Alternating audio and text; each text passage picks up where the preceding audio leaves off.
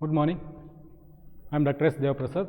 Today in this lecture I will be discussing with you transportation problem, where we will speak on more than one optimal solution or alternate optimal solution. WAM is used for finding initial basic feasible solution, and a test for optimality is carried out using modified distribution method or UV method. Also the same testing methodology applied on other method that generates initial basic feasible solution, that is rho minima method.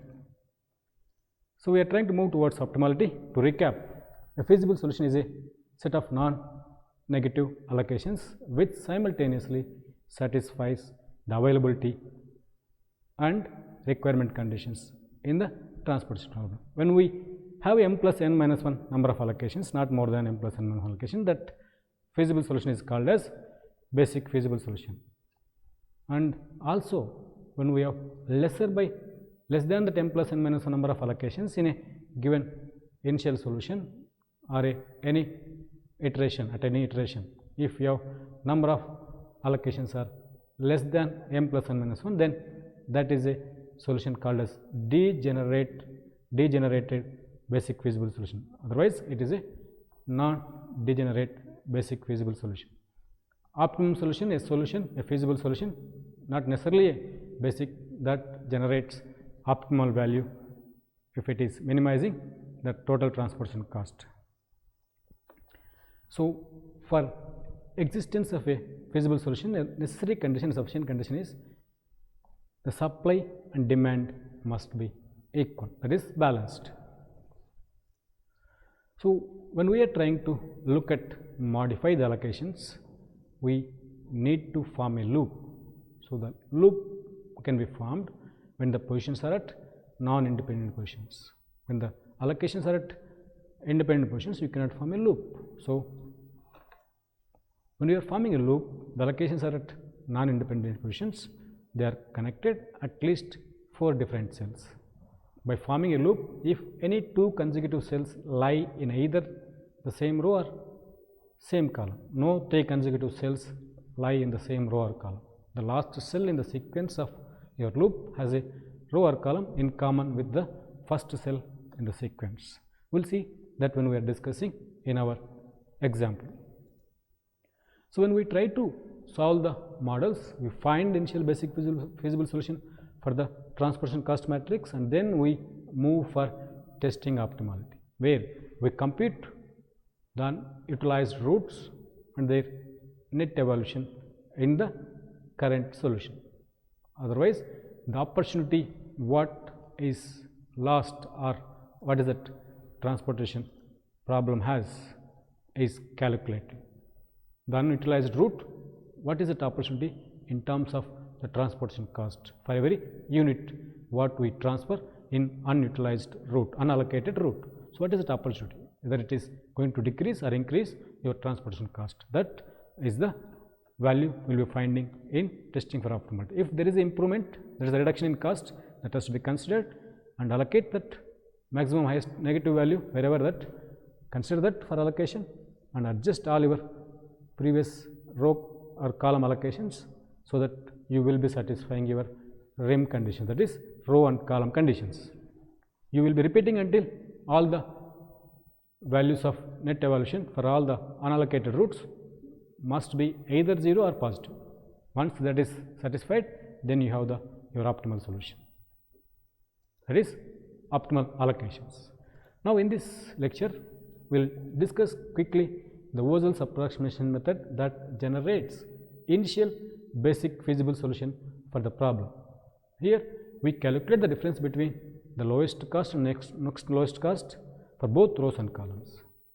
The difference indicates here the value, the penalty, that is the opportunity cost, if allocation is missed in that row or column to the lowest cost route. Allocate as much as possible to the lowest cost route where highest penalty may happen if missed. Discard row or column which were satisfied by the previous allocation, reduce the cost matrix, and again calculate the difference for the reduced cost matrix, the lowest and next lowest for each row and column. Repeat this procedure till all the allocations are exhausted. No more supplies, no more demands or requirements are there. So this provides a very good initial solution, usually one that is optimal solution.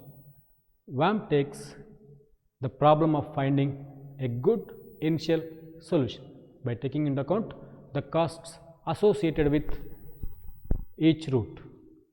This is something that the northwest corner rule doesn't do. So to apply WAMP, first we compute for each row and column the penalty that is faced to the cost if route selected over the second best route instead of the least cost route. So we will consider through a simple example here where we have 3 factories and 5 destinations, various availabilities and various requirements. So penalty at this stage, for the first column, difference between lowest and next lowest, that is 16 and 18, so that is 2. Here highest penalty is 3.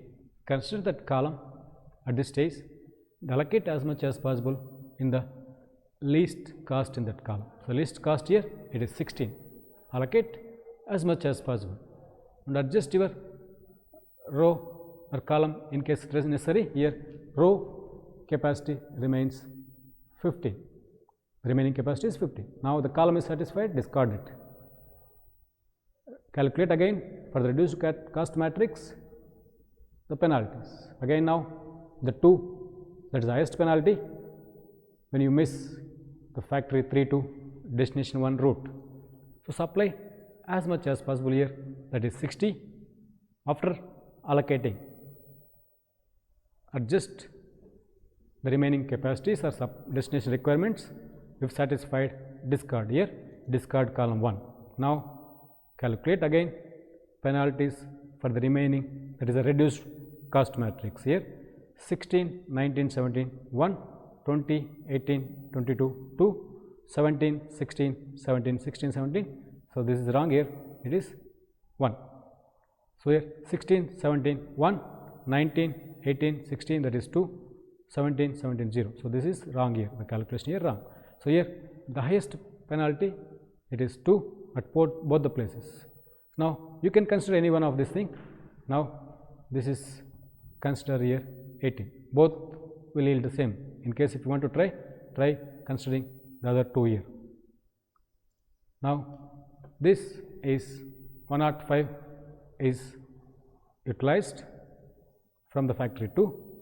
You can use, if you use here, so you can use here complete 105. Both will be giving the same result. If you want, you can try. Now the remaining capacity here 20. The destination 4 requirement is satisfied.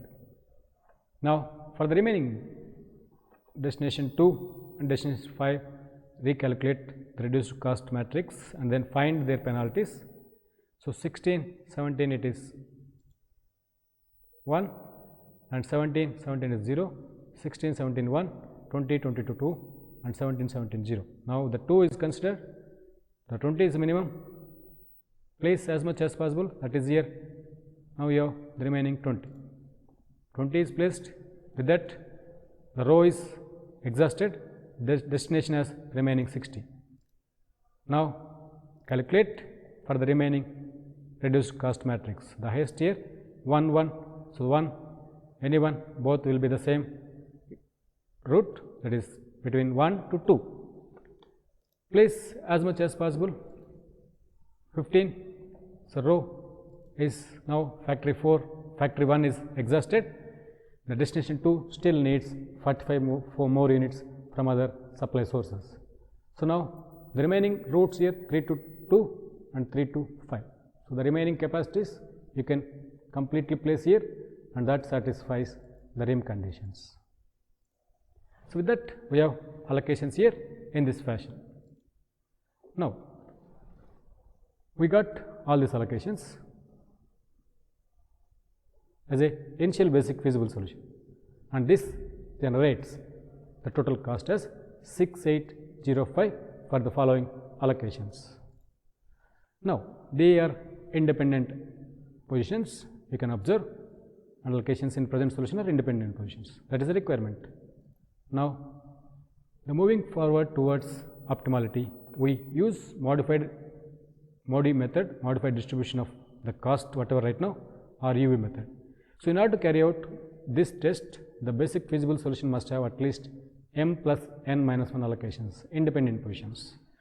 So, now the optimal solution, set of transportation routes allocations that has to give a minimum, if that is the transportation cost you are minimizing. If there is a profit from the transportation, that has to be maximized. To prove this, evaluate each unoccupied cell or route in the transportation table in terms of opportunity of reducing total transportation cost. So, test for optimality by UV method. This method allows improvement indices quickly to be computed for each unutilized route with minimal effort. Because of this, it can often provide a considerable time saving for solving transportation problems.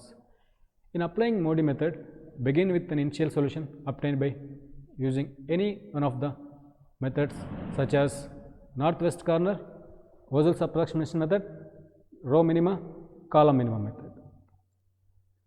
So, these are the steps we need to follow for calculating, finding optimality, test for optimality, so that we can evaluate each unutilized row for its opportunity. So, modified distribution method or UV method, name each row as UI and column as Vj, compute values of UI and Vj by setting a condition that UI plus Vj equal to Cij for all the currently allocated routes. After writing all the equations, we need to set any one of the variable here as u1, let us say 0, and to calculate the remaining variables. This we will be discussing through one of the example here, the previous example. Solve the system of equations and find the values of ui and vj values. Compute the improvement index or net evaluations for each empty route by the formula improvement index dij equal to Cij plus minus ui plus vj. Select the largest negative index and proceed to allocate as much as possible and make necessary adjustments to your REM conditions. Now, this is the example. Just now we have discussed and we have generated an initial basic feasible solution using WAM method. This is the set of allocations what we have in our discussion. Now, this is optimal or not, we don't know. Now, we need to subject it to optimality test. For that, we need to test, so we need to have the number of allocations as m plus n minus 1, that is here 7, that is satisfied. So, it is non-degenerate basic feasible solution, that is here, and they are at independent positions. Now, name row as u1, u2, u3 and column as v1, v2, v3, v4, v5. As per your convenience you can name, but this is the regular notation what we use in our problem solving. Now, when we try to look at the present allocated routes, it is 1 to 2, 1 to 3, 2 to 2, 2 to 4, 3 to 1, 3 to 2, 3 to 5. So, these are all allocated cells and their associated unit cost of transportation. And we have unallocated routes in this present solution, 1 1 with associated cost as 18, 1 4 associated cost as 19, 1 5 associated cost as 17 and so on. So, allocated routes and their associated cost, unallocated routes and their associated cost of unit transportation. Now, write equations for all the unoccupied cells using the formula ui plus vj equal to Cij. So, now we have the allocations here. So, 1 to 2, 1 to 3 and so on. So, with that, when we try to write equations, u1 plus v2 equal to 16, u1 plus v3 equal to 16. So, u1 plus v2, u1 plus v2 and associated cost 16. That is the formula, u1 plus ui plus vj equal to Cij. So all these 7 equations, because 7 allocations. So 7 equations, we have 8 variables. So therefore, to find the value of all the variables, we need to make any one of the variable as 0. That is the theory of system of equations. Solve this system of equations. That is, let us assume first u1 equal to 0. So with that, first equation gives you v2 equal to 16. The second equation gives you v3 equal to 16. So we know by knowing the v2, we know from the third equation u2 equal to 4. From fourth equation v4 equal to 18. So u2 we are getting from equation 3 and v4. So equation 4 v4 we can get. Similarly, u3 v5 we can get from this formulation. So now the values of u1, u2, u3, v1, v2, v3, v4, v5 are placed in the table below the column and the side of the table. Now, step 4, compute the improvement index or net evaluation or the opportunity for the routes which are right now unallocated or unused. So that for that, use the formula Dij, that is the value opportunity we are calculating. The difference between the cost associated cell Cij minus ui plus vj. This is what we are trying to now modify the cost distribution in our table and saying that per unit what is the net impact in terms of opportunity to improve the total cost. Is it going to increase by considering that unutilized route, or is it going to decrease? So that is the calculation right now we are going to do. So we need to calculate unutilized here 11, 14, 15, that is D11, D14, D15, and for the second row 21, 23, 25, third row 33 and 34. So now Dij equal to Cij ui plus 1. So now the first one D11 equal to C11 minus u1 plus v1, that is equal to 18 minus 0 plus 15, that is 3. For all the unallocated routes, the calculations are as follows: D14 equal to 5, D15 equal to 1, D21 equal to 0, D23 equal to 1, D25 equal to 2, D33 equal to 2, D34 equal to 1. So this gives us, when you place the values in your table with all the allocations, now you will come to know all the values of unutilized routes are now positive and one of the cell which is 0 here in this case, that is route 2 to 1. By considering this route, this is the indication if there is a 0. By considering this particular route, your further if you wanted to allocate, but there is a possibility that you are not going to increase your total cost of transportation. But if you consider this, you need to make modifications of the current existing allocation. That means you are getting an additional the way of allocations that gives you the same cost of transport. Let us see how to consider in the problem. Now, that is the discussion here scenario. We have more than one optimal solution in this case.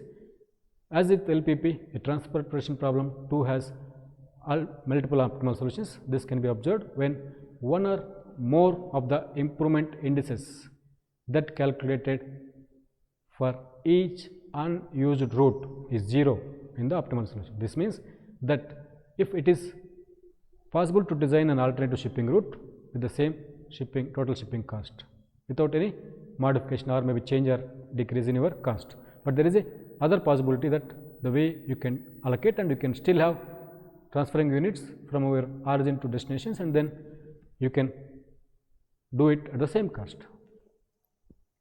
So the alternative optimal solution can be found by shipping the most to this unutilized route. Practically speaking, multiple optimal solutions or alternate solutions provide the management or the people with greater flexibility in selecting and using resources. So in the above table, all the unallocated unused routes net evaluation right now index is either positive or 0, indicating the current set of allocations between origin and destination is optimal. If allocations made to the route 2 to 1, between origin and destination 1, the net evaluation is 0. That is indicating the cost of transportation is neither increases nor decreases. That means the alternate allocation is possible at the same cost of transportation. That is the meaning just now we have discussed.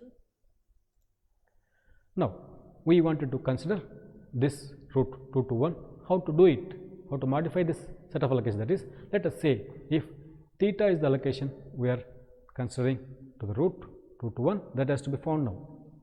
Theta is now we are considering. So, theta, if you add it there, and we need to subtract it in your other allocation in that column.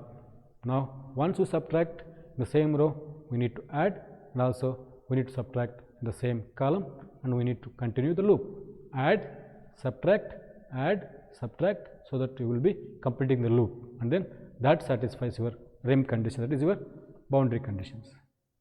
So, now the theta loop is formed here.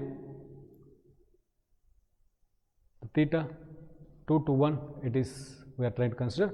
Theta is the allocation that is considered for your right now, which has to be found. What is the theta value? What is the maximum possible allocation? That can be now we can made through 2 to 1, and then so that we can have a alternate solution. So, theta is to be subtracted, that is theta 2 at 2 2, that is what right now we have found when we try to form a loop, and theta has to be added at 3 2, and theta has to be subtracted at 3 1. Those values are right now theta at 2 2 right now, which is not there, no allocation in 2 1, that is now theta, and 2 2 which is 20. So, we need to subtract the 20 minus theta, that is theta value which is now in that row. In that row, whichever is added other allocation, that is other place, that is subtracted from available previous allocation, so that we can satisfy your row condition. Now, the 45 plus theta and 60 minus theta. To find this theta value, we need to make one of the subtraction equal to 0. That is 20 minus theta and 60 minus theta. From there, if you make equal to 0, the theta value that satisfies all the formulation, it is 20. There is a minimum of 20 minus theta and 60 minus theta. Therefore, theta is 20. So, now we are moving this theta to 2 to 1. So, by moving the 20, now the 60 becomes 40 and the 45 becomes 65. Now, we have a different set of allocations, but that is also giving you the cost of transportation as same. Let us see 6805. The new set of allocations giving same cost of transportation. This is an alternate or optimal solution, other solution for your current problem, but it is the same cost at the same cost of transportation. Now, let us look at other example, the row minima, where this row minima is giving you the initial basic feasible solution for your problem. Now, when we try to use this method, we need to move from row 1 to from top to bottom, considering in each row the minimum cost. So, the first row it is minimum cost 16 16. So, you can consider any 16 and find the maximum possible allocation. So, 16 first year considered, 8 is available. So, 8 is allocated, the next 16 also available here in this row, and there is a still requirement 20 to satisfy the row requirement, the place 20, and continue from top to bottom, complete your allocations, that is the requirements and availabilities with your allocations, so that you can have the total number of allocations that will be satisfying your conditions, and that is one of the possible solution. Now, after this initial basic feasible solution, we need to test it for optimality. So, again the same procedure, just now what we have discussed in our previous problem. Assign the name all the rows u1, u2, u3 and columns as v1, v2, v3.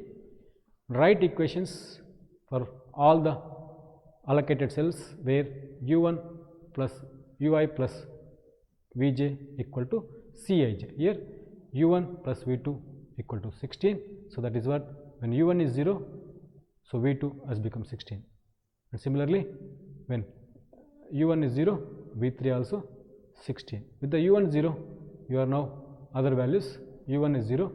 So, from here 16 16 we got v2 v3. So, with v3 value you can calculate u3 value. So, 16 plus 3, that is V3 value, U3 value. So this is 19. Once you have U3 value, you can calculate from V1, remaining V4 value. So that with that we have all these calculations. So from U3 we know, now U2 you can calculate, U2 calculate, and V4 you can calculate. So first we are making U1 0 and we are finding V2 and V3. Once V3 you know, you can calculate U3. Once U3 you know, you can calculate V5 and then U1, V1. Once you know V1, so you can calculate U2 and then you can calculate V4. That is how you can complete. Now calculate the Dij value for all the unallocated cells. The Dij value here we get negative when we are not transferring between 2 to 2, 2 to 3 and 3 to 2. Highest here at both the places between two roots, 2 to 2 and 3 to 2. You can consider any one. Now I am considering the 3 to 2 root here. Now let us say here theta is allocated, so it has to be subtracted from any one of this, either 40 or 60. If you move 40, you cannot complete the loop. You cannot complete the loop. So now we go to the 65. So we subtract it and we go to 20. We add the theta and we go to 80 and we subtract it and then we reach back to the initial position. With that we have here theta, 65 minus theta, 20 plus theta and 80 minus theta. So we need to find the minimum, whatever that possible theta value, the maximum possible value is the minimum of 65 minus theta and 80 minus theta when they become 0. So 65 minus theta gives you theta value as minus 65 and 80 minus theta gives you theta value 80. So it will be satisfying 65 when theta is 65, it satisfies your both subtractions. Therefore, so theta 65 is now shifted to here. This theta is becoming 65 and this becomes 0. So when it goes here 85 and this here subtracted, you have a 15 here. With that we have a modifications. So 65 is shifting to 3 to 2. So when it is shifted, so this is becoming 15 and this is becoming 85. Still you are satisfying the complete REM conditions. With that, if you have any other doubt on that, try at home using another -2 and utilizing the formula net evolution value by root 2 to 2, considering opportunity for unit transportation in that root is also the same. So that find whether this case by considering 2 to is going to have the same cost of transportation or not. Check yes or no, and if there is any, it is yes, the cost will be same. But if you find a different value, please discuss in our chat box or in our comments box. Thank you. Keep learning always, it keeps you young. Thank you. Happy reading.